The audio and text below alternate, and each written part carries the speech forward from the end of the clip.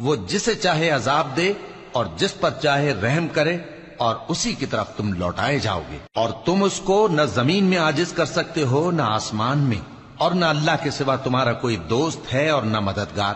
اور جن لوگوں نے اللہ کی آیتوں سے اور اس کے سامنے حاضر ہونے سے انکار کیا، وہ میری رحمت سے نا امید ہو گئے ہیں، اور ان کو درد دینے والا عذاب ہوگا۔ تو ان کی قوم کے لوگ جواب میں بولے تو یہ بولے کہ اسے مار ڈالو یا جلا دو، مگر اللہ نے ان کو آگ میں جلنے سے بچا لیا۔ جو لوگ ایمان رکھتے ہیں ان کے لیے اس میں نشانیاں ہیں۔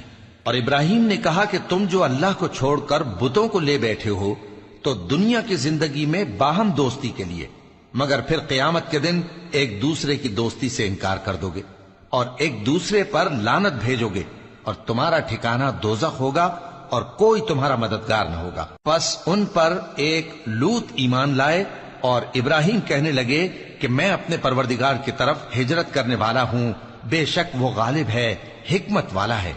اور ہم نے ان کو اسحاق اور یعقوب بخشے، اور انہی کی اولاد میں پیغمبری اور کتاب رکھ دی، اور ان کو دنیا میں بھی ان کا صلہ عنایت کیا، اور وہ آخرت میں بھی نیک لوگوں میں ہوں گے۔ اور لوط کو یاد کرو جب انہوں نے اپنی قوم سے کہا کہ تم عجب بے حیائی کے مرتکب ہوتے ہو، تم سے پہلے اہل عالم میں سے کسی نے ایسا کام نہیں کیا۔